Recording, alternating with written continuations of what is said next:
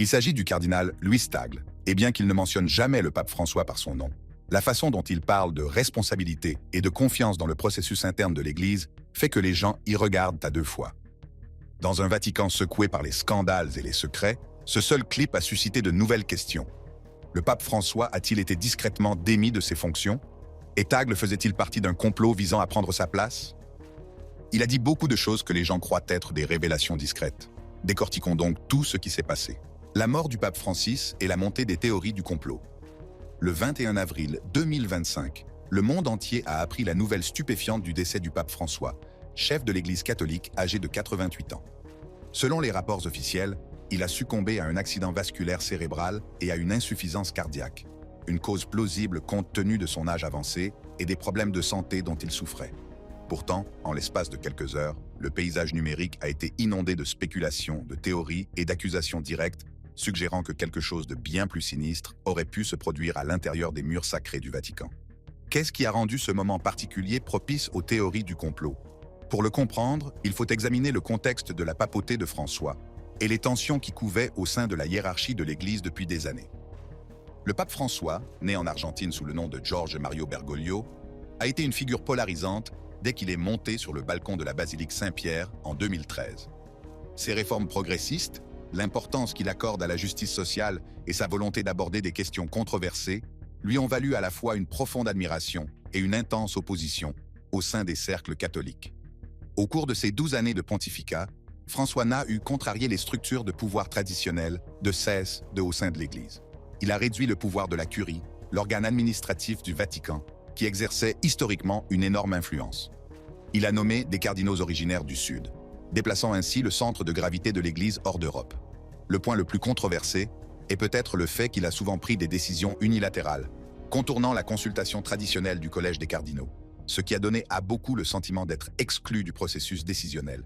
Son style imprévisible, ses remarques spontanées et sa volonté de remettre en question des siècles de tradition ecclésiastique ont créé une atmosphère dans laquelle les factions progressistes et conservatrices se sont retrouvées dans l'incertitude quant à la suite des événements. Cette imprévisibilité est devenue l'une des caractéristiques de son pontificat, et peut-être, selon les théoriciens de la conspiration, l'une des raisons pour lesquelles certains au sein du Vatican auraient pu souhaiter son départ. L'opposition à François n'est pas restée dans l'ombre. De hauts responsables de l'Église, comme les cardinaux Raymond Burke, Gerhard Müller et Robert Sarah, ont ouvertement critiqué François pour ses positions progressistes, certains qualifiant son pontificat de catastrophe, même ou l'accusant d'hérésie. La façon dont le pape a géré les réformes financières et les décisions géopolitiques controversées, comme son accord avec la Chine sur les nominations d'évêques, a encore alimenté la discorde interne, ce qui nous amène à la date suspecte de la mort du pape François. Un jour avant son décès, le dimanche de Pâques 20 avril 2025, François avait rencontré le vice-président américain J.D. Vance. Cette rencontre, apparemment routinière, est devenue le centre d'étranges spéculations en ligne, avec des hashtags tels que D. Vance killed the Pope sur les plateformes sociales. Si la plupart de ces messages étaient clairement satiriques, les internautes demandant en plaisantant à M. Vance de rencontrer Poutine ensuite, ils reflétaient un véritable courant de suspicion quant à la date de la mort de François. Mais les théories ne s'arrêtent pas à Vance. En fait, elles se sont étendues bien plus loin dans les couloirs obscurs du Vatican lui-même, avec des accusations selon lesquelles des factions puissantes au sein de l'Église catholique avaient orchestré la mort de François pour faire taire sa voix progressiste et l'empêcher d'exposer des secrets sensibles du Vatican. Les affirmations qui ont fait surface en février 2025, des mois avant l'annonce officielle de la mort de François, sont encore plus choquantes. L'archevêque Carlo Maria Vigano, figure controversée connue pour ses critiques à l'égard de François, aurait affirmé que le pape était déjà mort à ce moment-là, citant des mises à jour médicales contradictoires du Vatican.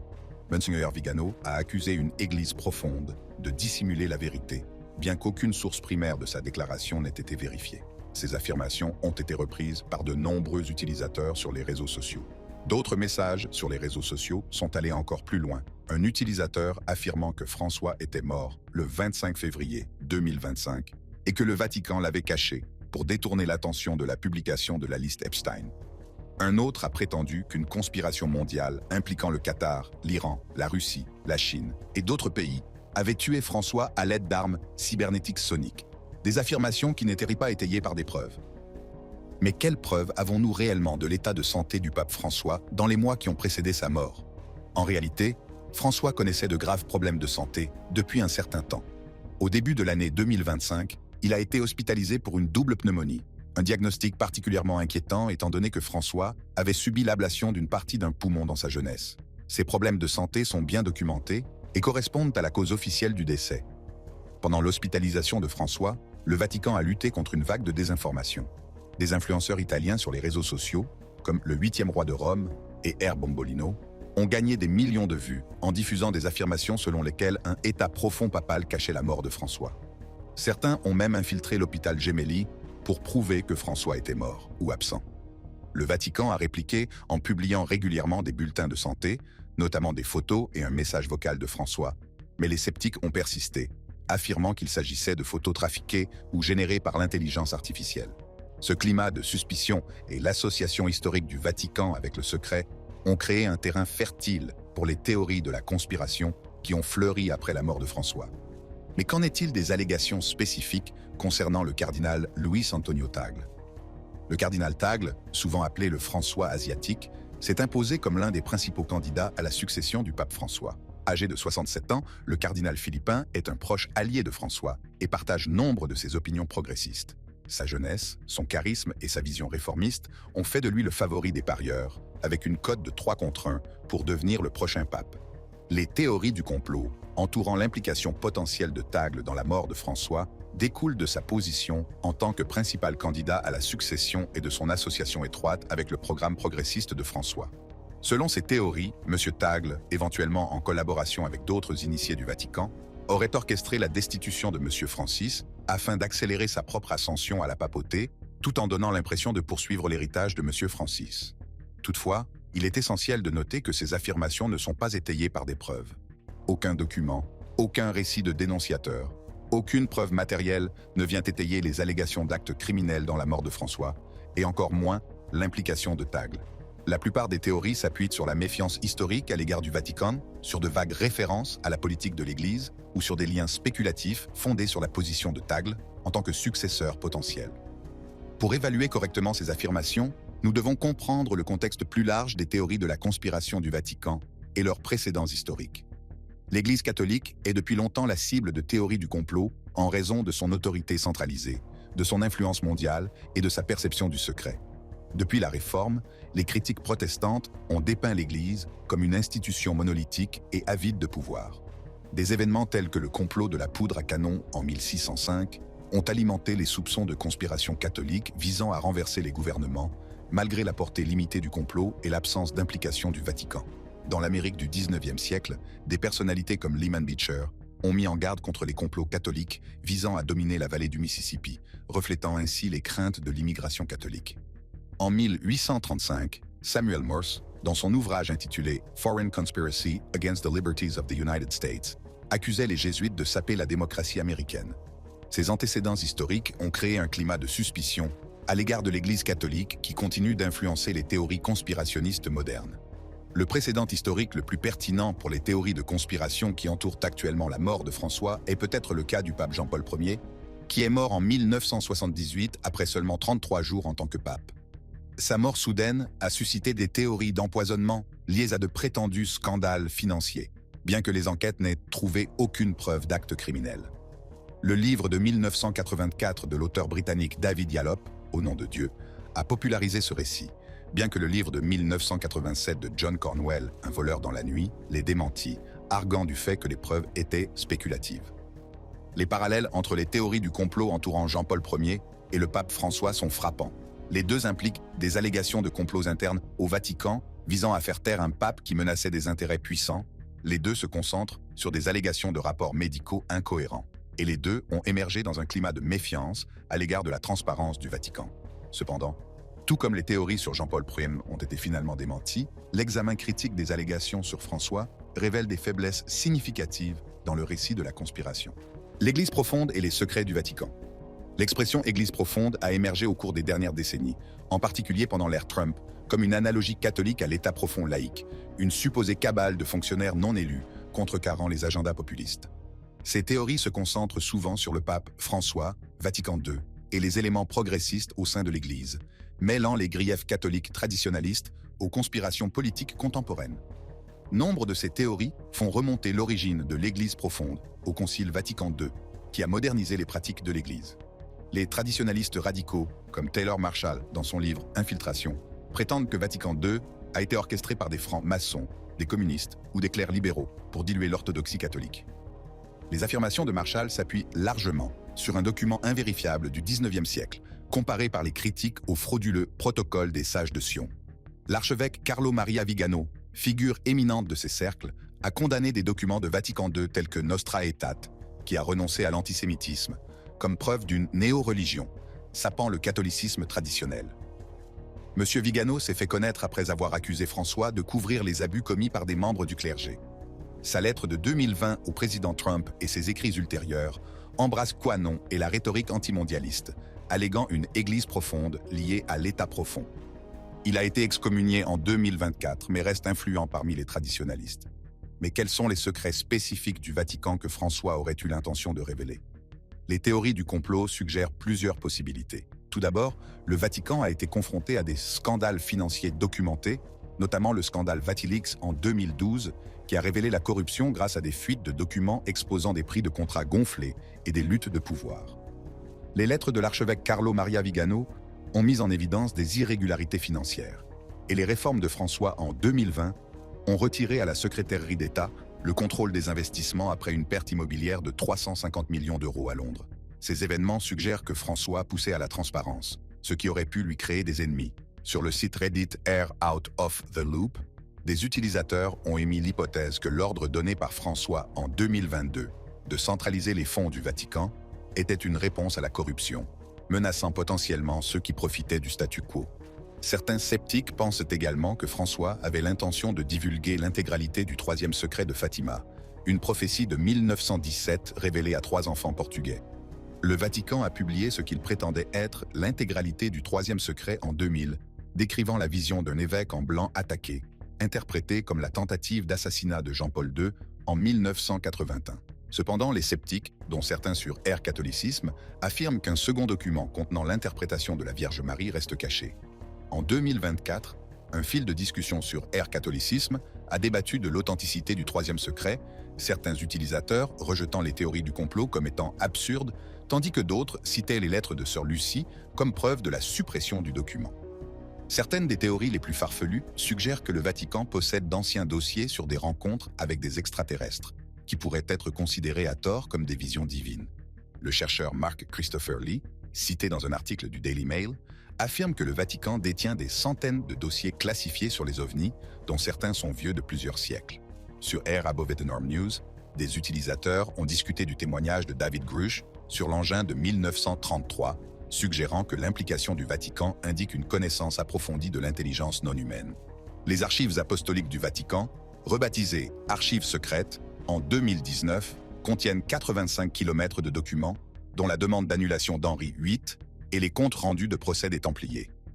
Si les universitaires y accèdent régulièrement, les théoriciens du complot affirment que des sections restreintes cachent des connaissances hérétiques ou susceptibles de changer le cours du monde. Sur Air Dark Academia, des utilisateurs ont émis l'hypothèse que les archives contenaient des artefacts romains non catalogués ou des textes perdus, tout en reconnaissant que « secret » signifie souvent « personnel » en latin et non pas « caché ». Sur Air Ascredit, les commentaires vont de l'humour à des affirmations sérieuses sur des textes bibliques supprimés. Les théories les plus sombres prétendent que le Vatican abrite des couvents sataniques ou des pratiques occultes. L'ouvrage fictif Windswept House de Malachi Martin fait état de réseaux sataniques souterrains au sein du clergé. Certains utilisateurs de Reddit sur Air Catholicisme y font référence, mais aucune preuve vérifiable ne vient étayer cette affirmation. Sur Air Catholicisme, un utilisateur a mentionné en plaisantant un bâtiment du Vatican déformé, ressemblant à un serpent comme preuve du satanisme, tandis que d'autres ont rejeté ces affirmations comme étant absurdes. Il est important de noter que la plausibilité de ces secrets présumés est très variable. La corruption financière au sein du Vatican est bien documentée, avec des scandales réels tels que Vatileaks et l'affaire immobilière de Londres qui confirment les problèmes au sein de l'institution. Cependant, les réformes de François ont abordé ces problèmes publiquement, suggérant qu'ils faisaient partie de la solution et qu'ils ne menaçaient pas de les exposer. Le débat sur le troisième secret de Fatima est alimenté par le scepticisme, mais il n'y a pas de preuve d'une dissimulation. Les actions de François tels que la consécration de la Russie et de l'Ukraine en 2022, s'alignent sur le message de Fatima et non sur sa suppression. En ce qui concerne les ovnis, l'engagement scientifique du Vatican et ses déclarations sur la possibilité d'une vie extraterrestre témoignent d'une ouverture aux questions cosmiques, mais les affirmations concernant des dossiers cachés ou l'intention de François de les révéler sont spéculatives et ne s'appuient pas sur des sources primaires. Les secrets historiques et théologiques, prétendument cachés dans les archives du Vatican, sont en grande partie fictifs. Les archives sont une ressource scientifique et non un coffre-fort de connaissances interdites. Les allégations de documents sensationnels s'inspirent principalement de la culture pop. Les théories sur les activités sataniques sont enracinées dans des tropes anticatholiques et ne reposent sur aucune base crédible. Quelle est la place du cardinal Tagle dans ces théories du complot? En tant que l'un des plus proches alliés de François et l'un des principaux candidats à sa succession, le cardinal Tagle a été impliqué dans certains des récits les plus spéculatifs entourant la mort de François. L'allégation principale est que Tagle, potentiellement en collaboration avec d'autres initiés du Vatican, a orchestré la destitution de François pour accélérer sa propre ascension à la papauté, tout en conservant l'apparence de poursuivre l'héritage de François. Tagle, souvent appelé le François asiatique, partage de nombreux points de vue progressistes du défunt pape et a été positionné comme un successeur naturel pour poursuivre ses réformes. À 67 ans, le cardinal philippin a la jeunesse, le charisme et une vision réformiste qui font de lui le favori des parieurs pour devenir le prochain pape. Sa position de proche allié de François et de successeur potentiel fait de lui une cible commode pour les théories du complot. Cependant, il est essentiel de noter qu'il n'existe aucune preuve concrète liant directement Tagle à un quelconque complot contre François. Du moins pas encore. Les théories s'appuient sur des liens circonstanciels et des motifs spéculatifs plutôt que sur des faits documentés. Le moment de la mort de François, bien qu'il convienne à l'ascension potentielle de Tagle, peut être entièrement expliqué par l'âge avancé du pape et les problèmes de santé documentés sans avoir recours à des théories de conspiration. De plus, la logistique d'un tel complot serait extraordinairement complexe et risquée. François était sous surveillance médicale constante et toute circonstance suspecte entourant sa mort aurait probablement été détectée par les nombreux professionnels de la santé qui s'occupèrent de lui. Mais qu'en est-il de la dynamique plus large du pouvoir au Vatican qui pourrait influencer ces récits? La structure hiérarchique et la politique interne du Vatican créent des factions aux intérêts divergents, ce qui peut alimenter les spéculations sur les intrigues et les contre-intrigues. Le clivage entre les éléments conservateurs et progressistes au sein de l'Église est un facteur important. Le pontificat de François s'est caractérisé par une évolution vers des positions plus progressistes sur des questions telles que le changement climatique, l'inégalité économique et les droits des homosexuels. Cette évolution a aliéné de nombreux conservateurs au sein de l'Église, y compris des cardinaux puissants et des organisations laïques influentes. En tant que proche allié de François, Tagle représente la continuité de ce changement progressif, ce qui fait de lui une cible pour l'opposition conservatrice. Les théories du complot qui le lient à la mort de François peuvent refléter ce clivage idéologique et servir à délégitimer la papauté potentielle de Tagle avant même qu'elle ne commence. Un autre facteur est le contexte géopolitique mondial, en particulier les relations complexes du Vatican avec les grandes puissances comme la Chine et les États-Unis. L'accord du Vatican avec la Chine sur la nomination des évêques, négocié pendant le pontificat de François, a été controversé, les critiques accusant l'Église de compromettre ses principes pour apaiser Pékin. Le cardinal Parolin, autre grand candidat à la papauté, a joué un rôle déterminant dans la négociation de cet accord, ce qui a donné lieu à des spéculations sur les réseaux sociaux selon lesquelles il serait l'homme de la Chine au Vatican. Bien qu'il n'y ait aucune preuve liant la Chine à la mort de François, ces tensions géopolitiques contribuent au climat de suspicion et à la pensée conspirationniste. Les difficultés financières du Vatican, dont un déficit de 83 millions d'euros, alimentent également les théories selon lesquelles des acteurs extérieurs pourraient faire pression pour obtenir un pape qu'ils pourraient influencer. Un haut fonctionnaire de l'Église a déclaré à Politico que les difficultés financières du Vatican le rendaient vulnérable aux riches donateurs de la droite américaine, qui pourraient influencer le conclave en finançant des candidats conservateurs ou en faisant du lobbying. Le conclave papal est la vérité sur la conspiration. Le conclave papal, qui débutera le 7 mai 2025, réunira 135 cardinaux électeurs pour choisir le successeur de François. Ce processus à huis clos, imprégné de traditions et de secrets, invite naturellement à la spéculation et aux théories du complot. Mais comprendre la dynamique réelle du conclave peut nous aider à séparer la réalité de la fiction. Un facteur crucial est la composition du collège des cardinaux.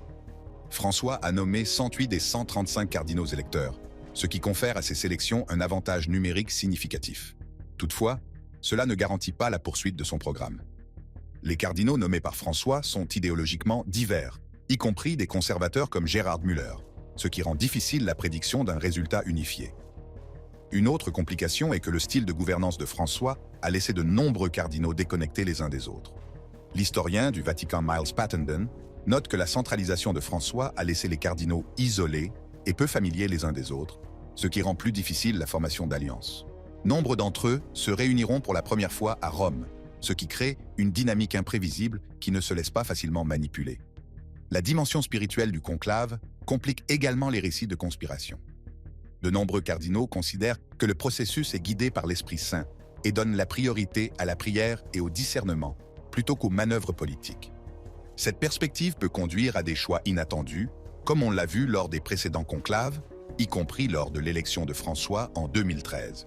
Malgré ces complexités, il existe plusieurs candidats de premier plan pour succéder à François, chacun représentant des factions et des visions différentes de l'avenir de l'Église.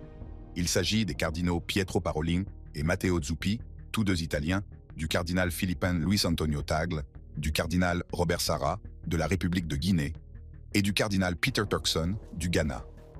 Les origines et les perspectives divergentes de ces candidats reflètent les divisions plus larges au sein de l'Église. Le prochain pape devra gérer les tensions entre les factions progressistes et conservatrices, entre le Nord et le Sud, et entre la tradition et la réforme. Les théories de la conspiration qui lient le cardinal Tagle à la mort de François ignorent ces dynamiques complexes, réduisant un processus à multiples facettes à un récit simpliste de pouvoir et de trahison. Elles sous-estiment l'imprévisibilité du conclave et surestiment la capacité d'un individu ou d'une faction à en contrôler l'issue. Mais pourquoi ces théories du complot persistent-elles, malgré leurs failles logiques? Une partie de la réponse réside dans le contexte historique et culturel qui entoure le Vatican. L'Église catholique est depuis longtemps la cible de théories du complot en raison de son autorité centralisée, de son influence mondiale et de sa perception du secret. De la propagande anticatholique de la Réforme au récit moderne de Kennon, l'Église a été dépeinte comme une force sinistre et manipulatrice dans les affaires du monde. Cette méfiance historique s'ajoute aux véritables secrets qui entourent certains processus du Vatican, créant un environnement propice à l'éclosion de théories du complot. Le huis clos du conclave, les transactions diplomatiques et financières du Vatican et la structure hiérarchique de l'Église sont autant de facteurs qui contribuent à donner une impression d'opacité et d'intrigue. Les médias sociaux modernes amplifient ces tendances. Des plateformes comme X et Reddit permettent aux théories du complot de se répandre rapidement sans les mécanismes de filtrage des médias traditionnels. La nature algorithmique de ces plateformes favorise souvent le contenu sensationnel au détriment de l'analyse nuancée, créant ainsi des chambres d'écho où les théories du complot peuvent gagner du terrain. Par exemple, lorsque des influenceurs italiens sur les médias sociaux, comme le 8e roi de Rome, ont affirmé que François était déjà mort au début de l'année 2025, leur contenu a été vu des millions de fois malgré l'absence de preuves crédibles. Le hashtag #GDVanceKilledThePope s'est répandu sur X après la rencontre de François avec le vice-président américain, ce qui montre à quel point les contenus spéculatifs ou satiriques peuvent rapidement dominer le discours en ligne. La pandémie de Covid-19 a encore accéléré ces tendances, la méfiance généralisée à l'égard des institutions et des experts créant un terrain fertile pour la pensée conspirationniste. Un film de 2022, Watch the Water, qui prétend que l'Église catholique a créé le Covid-19 comme arme biologique à base de venin de serpent, a été visionné plus de 640 000 fois en quelques jours, bien qu'il ne repose sur aucune base scientifique ou historique. Que pouvons-nous donc conclure sur les théories du complot entourant la mort du pape François et l'implication présumée du cardinal Tagle? L'examen des éléments de preuve et du contexte disponible permet de dégager plusieurs points essentiels. Tout d'abord, aucune preuve crédible ne vient étayer les allégations d'actes criminels dans la mort de Francis. La cause officielle, accident vasculaire cérébral et insuffisance cardiaque à l'âge de 88 ans, est cohérente avec les problèmes de santé qu'il avait déjà connus, notamment une double pneumonie et une ablation partielle des poumons dans sa jeunesse. Les efforts de transparence du Vatican, notamment les mises à jour régulières sur son état de santé et la publication de photos et d'enregistrements audio, sapent encore davantage les récits de conspiration. Deuxièmement, les prétendus secrets du Vatican que François aurait eu l'intention de dévoiler varient considérablement en termes de plausibilité. Si la corruption financière au sein du Vatican est bien documentée, François s'est activement attaqué à ces problèmes par des réformes et n'a pas été réduit au silence pour avoir menacé de les révéler. Les allégations concernant les ovnis, le troisième secret de Fatima ou les activités sataniques manquent de preuves crédibles et reflètent souvent des angoisses culturelles plus larges que les réalités du Vatican. Troisièmement, les théories de la conspiration liant le cardinal Tagle à la mort de François ignore la dynamique complexe du conclave et surestime la capacité de Tagle à manipuler le processus. La nature imprévisible des élections papales, la diversité des points de vue des cardinaux électeurs et la dimension spirituelle du conclave sont autant d'éléments qui rendent un tel complot hautement improbable. Quatrièmement, ces théories du complot reflètent des tendances sociétales plus larges, notamment le déclin de la confiance dans les institutions, l'effet amplificateur des médias sociaux et la tendance humaine à chercher des explications simples à des événements complexes. Elles nous en disent plus sur notre époque culturelle que sur les circonstances réelles de la mort de Francis. Enfin, il convient de noter que les tensions réelles documentées au sein de l'Église, entre les factions progressistes et conservatrices, entre la transparence et la tradition, entre la centralisation et la collégialité, sont bien plus intéressantes et conséquentes que les récits simplifiés présentés dans les théories de la conspiration. La compréhension de ces dynamiques réelles offre une perspective plus nuancée sur les défis auxquels l'Église catholique est confrontée au XXIe siècle. À l'approche du conclave, nous pouvons nous attendre à des spéculations et à des théories du complot sur le processus et son résultat. Certains prétendront que l'élection est truquée, que des puissances extérieures comme la Chine ou des donateurs conservateurs américains influencent le vote, ou que des accords secrets ont déjà déterminé le prochain pape. Ces théories gagneront du terrain sur les médias sociaux, amplifiés par des algorithmes qui privilégient le contenu sensationnel à l'analyse approfondie. Mais la réalité sera probablement à la fois plus banale et plus complexe. Les cardinaux électeurs, qui représentent diverses perspectives et régions, s'engageront dans un processus marqué à la fois par un discernement spirituel et des considérations pratiques. Le résultat peut surprendre les observateurs, comme ce fut le cas lors de l'élection de François en 2013, ou confirmer les attentes existantes. Quoi qu'il en soit, il reflètera les multiples facettes de l'Église catholique plutôt que les récits simplifiés des théories du complot. Merci d'avoir regardé cette vidéo. Si vous souhaitez regarder une autre vidéo fascinante de ce type, cliquez sur l'une des cases de votre écran.